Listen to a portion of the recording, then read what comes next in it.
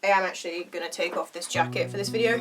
This is not really a suitable outfit for doing this kind of thing in. I would just be in my trackies probably for this video normally, but I just got back from a gig and I wanted to get this filmed and I thought I might as well do it while I'm still all made up. Hi guys, it's Summer, welcome back to my channel, and if you're new here then welcome to the chaos. I do all things music related on here, from audio engineering style content to production and songwriting challenges to just talking about music and musician life. Today's video I'm going to class as something in the audio engineering sphere. It's kind of a studio tour. I have done like a little studio tour, studio update video before, since really, you know, vamping up my space. But it was a bit static, that, and it was mostly just me sitting there and telling you guys what my studio looked like, with then just some little shots of things. So I thought I'd do a little bit of a more dynamic one, because basically this week, as you can see behind me, there's a weird backdrop up. Because you might remember, if you did watch that other video, that I've got a piece of curtain wire that hangs across the back here. Quite often I'm filming a variety of different types of content in here, from like show reels for getting cover gigs and things, or music videos for my own original music. I have been filming a music video this week. For that video, basically I needed a space in which to film it, and this room is the most suitable, but with my studio setup, obviously everything goes in this corner. It wasn't really that easy to just move everything out of the way by myself, so I basically just had to pack everything down to be able to move it safely. So currently my entire home studio is packed down. It's all in this room still, like it's just in piles around the room. The desk is literally behind you guys, just over there. So I thought that as I have to put this room back, because tomorrow I've got a mate coming in to do some work on a project, and I thought I would use that as an opportunity to really show you guys what my setup actually is in this little home studio space of mine, and you can rebuild my studio with me. So first things first, this backdrop's got to come down. This is actually something I've shown in videos before, but it's a cool little trick, so I'm gonna show you guys again, that when I put up backdrops and stuff in here, these bulldog clips. So I always have bulldog clips in my studio because I find them just really handy for various little jobs. For instance, sometimes when I am recording something like guitar, I string up an old duvet, is what I currently use, across the gap here, because there's a gap between where my wardrobe vocal booth is and the wall. I'll just show you guys the gap. Quite often I might use these for hanging stuff like that. Just gonna tidy this away. Okay, step 2. Let's get the chair and this table out the way so we can move the desk back over. So this is the main reason I had to basically dismantle the room, is because I can't actually safely move this desk on my own with stuff on it, and I can't really be that precise with how I'm dragging it. Part of the problem isn't even that it's that heavy. Like, it's not that heavy because of the base being completely untreated wood. It doesn't move nice and smoothly like something like my chair does that's got a treated wood base, so it moves smoothly across the carpet. Tidy this desk because as I usually do, this is very me, I've just dumped a load of stuff on it, including brand new SD cards, because I keep running out of SD card space despite having about 6. Under my desk goes this little table thing that I just realised you can't see, that I have actually DIY'd a little bit, because originally the unit was like, it was a fully open thing, and I had some offcuts of MDF from when I was doing my wardrobe vocal booth. I used them to make my shelves that are over there, and then I also just cut 2 little shelves to put in here. Anywho, this lives under the desk on this side, and then basically the computer and the interface go in here, so they don't have to sit on top of the desk. Let's start moving the interesting stuff back over here. Let's start with the computer screen. Everything is currently just over here in this corner. So, oh, acoustic panels. I should have done them first. I forgot about the acoustic panels. I'm gonna go grab the acoustic panels and put them back up. The bass trap has remained in the corner because it didn't really need to come down for what I was doing. But I've got 3 big panels that just go on this back wall here, and then I've got a big movable panel, which I'm very proud of. This is my proudest, my vocal booth is my proudest creation, but I was quite impressed with myself that I managed to make this. And what I usually do when I'm recording or anything, I always record into this corner, which is why the panels just go on this back wall, and then I've got the mattress that just lives there. And the big movable panel comes over, and if I'm worried about making sure that the recording space is just right and dead enough, then I quite often drape something between the vocal booth and the wall. Like I said, usually a duvet. And if I'm mixing, then obviously I'm in this corner facing here. And if you know anything about setups for mixing, what you really want is a space where the desk is in the middle of a wall. Equal distance between other walls is what you're usually looking for in terms of, and then your speaker placement angled towards you. my setup is currently not ideal. Not just because obviously I'm in a corner, but I'm able to counter that a little bit with this bigger movable acoustic panel, because basically I just use that to essentially create the other wall that I would normally have. But the bigger issue is that currently when my speakers go on my desk, because currently they sit right on my desk, I physically cannot get them angled right to point at my ears and directly to where the panels, where I can actually hang panels and stuff. And I could solve that by just getting myself some speaker stands, but I've sort of got attached to this idea that I could have speaker stands that are also like act as extra shelving over here, and that would be really handy. Anyway, not the point. Point being, let's get the acoustic panels back up. Panel number 1. They are just a wood frame that's made of, I think I used 30 by 40 mil roughly. Makes up the frame in the back here, which actually then creates a natural little air pocket in the back as well. This particular design, which is why I went with this design over other designs, because there are other designs that you can do where you basically just use a 2x4 or something like that. But both for the depth of insulation that I had accidentally bought without realising I bought insulation that thick, basically it's thicker than it really needs to be. But that's what was on offer, so I bought it.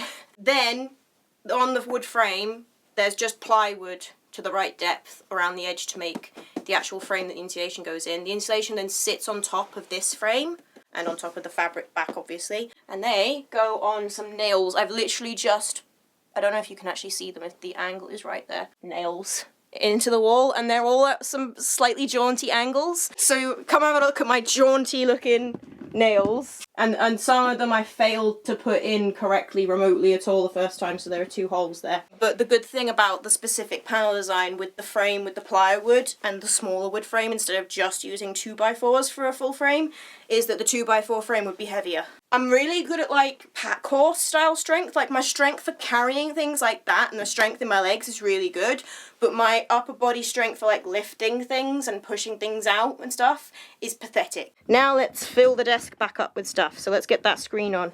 Oh, how have you gotten messy again? Where's that cloth? Dust on my desk. And speakers either side. I'm just going to bring this guy over and get him out of the way because he's on top of the speakers.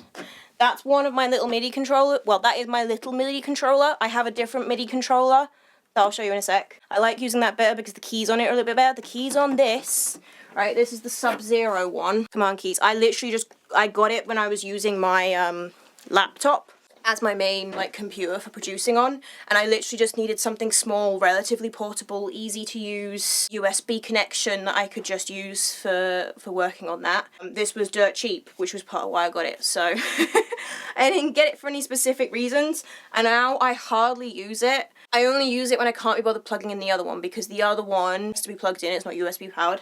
And I've only got 6 sockets in the extension lead that I use over here. I could have gotten an 8 socket one, I think, but I think I specifically got the 6 one because you can still put that, you can rack mount that. And eventually I want to have a rack mount over here that any little bits of gear might go in, and that would go in to make it easier for me to switch it on and off at night, because currently I have to like lean down there and switch it off. This one's probably going to get gotten rid of very soon. The keys on this are not sensitive enough, so more often than not it literally doesn't even register that I'm pressing it hard. It's just there because I'm lazy, but really I just need to replace both of these with one that will fit onto this rollout desk. Pads for my speakers. These guys are stupid heavy. This is that extension lead, rack mountable extension lead I was talking about.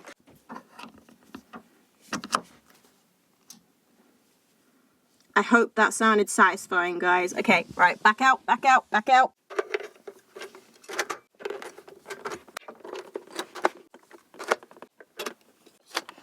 Okay, so that's the first part of the ASMR done. 2 other things that I plugged in there. One is this little guy, and that hard drive is basically where all of my instrument libraries live. It's also where projects that are not currently being worked on get stored. He lives down here.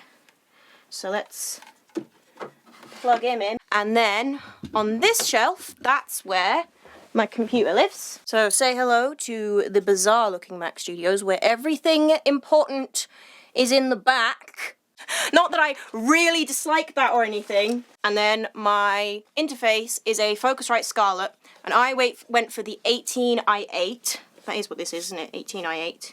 I went for that because I figured this would be the thing I was least likely to need to update too soon when I got it, and that has been true because I have had this for about 2, maybe 3 years now. Can't remember how long exactly I've had it, but I've had it for 2 or 3 years, and I haven't felt the need to update yet. So basically this has 4 mic amps in it, mic preamps in it. It means that I can basically mic something up with 4 things. So like if for instance, I've done lots of recordings with me and my duo buddy Mark, and whenever we wanted to record that, basically we need 1 mic each for our vocals, and usually we DI our instruments. I've never needed more than 4 currently. Then on the back, you've also got 4 line inputs.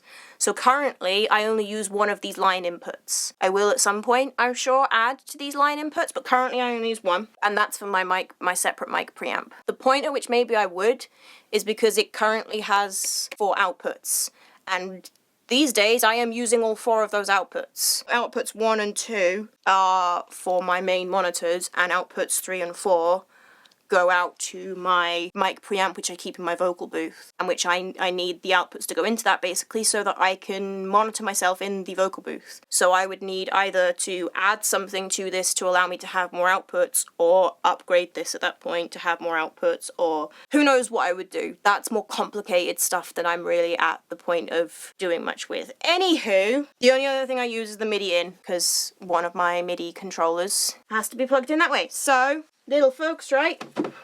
He lives on this top shelf here. We are ready to start plugging things in, aren't we? And I think we should start plugging things in before we move other things over here, because then I won't be able to do it. Speaker cables. This I haven't actually unpacked yet. This is a new cable. I got a bunch of new cables. This is one of those new cables.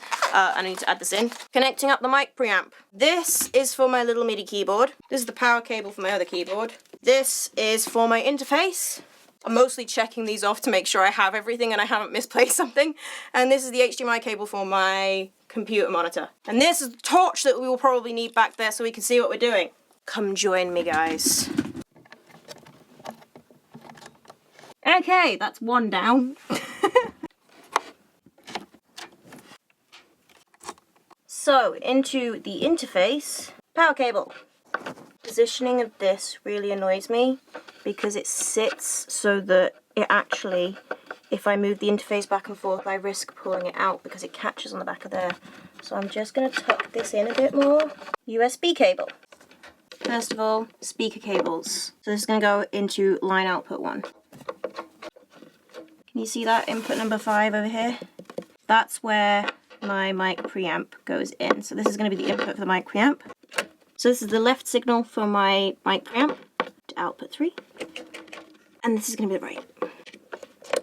Last thing to go in the back here is the MIDI cable for my bigger MIDI controller. Ta-da! So now we have to plug our speakers and stuff in on the other side.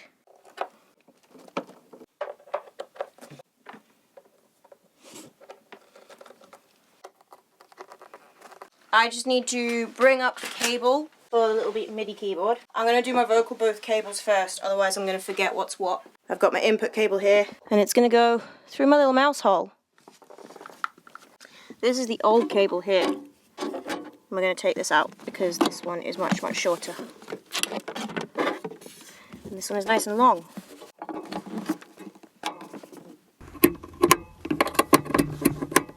I didn't do this the first time I set up my my mic preamp in here, but now that I've got the longer cables, and there's 3 of them, that's a lot of cabling going across the room. So the reason I've gotten the longer cables is because the plan is to send them over the door. I haven't figured out how I'm going to do that yet in terms of what I'm going to use to actually secure them, but one thing I am going to do right now is I've got cable ties and little Velcro ties and stuff that I don't use for anything else, and I'm going to secure all 3 of these cables together at various points, because at the moment they end up moving around independent from each other, and every time I'm like moving stuff around in this room I find that things are getting tangled up, and obviously that's not good for the cables because every time things get tangled up and I'm trying to detangle them, there is a risk of the cable getting damaged. And it's also not good in a health and safety kind of way because every time I am moving stuff around this room, I'm essentially tripping over cables. Like, that's a massive hazard, that. Okay, let's set the keyboard back up.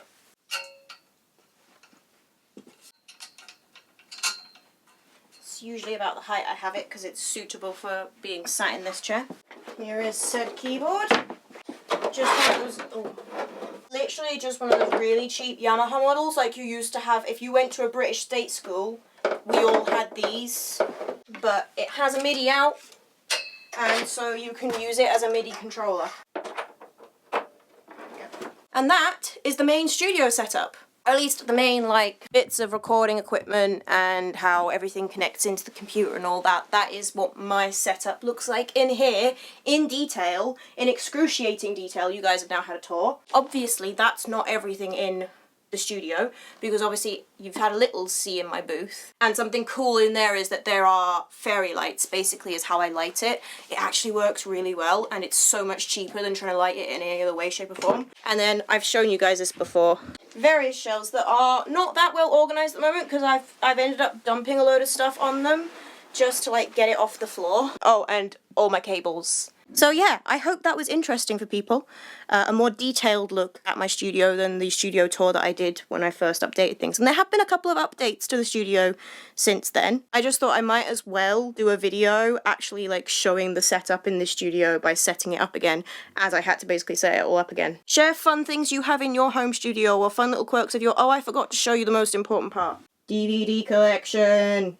Whenever I'm editing or doing like admin and stuff, I find it really hard to concentrate in silence, but I also find it really hard to concentrate whilst listening to music. I don't understand these people who can concentrate to do things whilst listening to music. What works for me is to put a TV show on or a movie on that I've seen so many times before that I could basically quote the script to you, because the way I describe it is it's stimulating enough that it stops me from getting distracted and going off task, but it's not so stimulating that it actively distracts me. Most important part of this room, that. So yeah, share fun things in your home studio setup in the comments below, because I would love to know other, like, especially if you have something weird that's specific to you for why you do something a certain way. Anywho, if you did enjoy this video, you might enjoy my content on this channel in general, in which case you might want to consider hitting that subscribe button, but I know that's a big decision to make, so you may well want to watch another video before you make the decision. There'll be something recommended on the end screen for you. You can also follow me on all of my social media, both my general sort of screwing about musician social media and my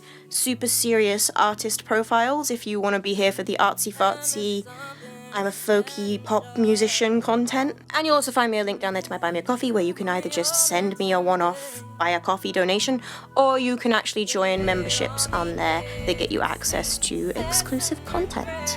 Okay, that is everything, so I shall see you guys next time with another fun music related video of some sort. Bye!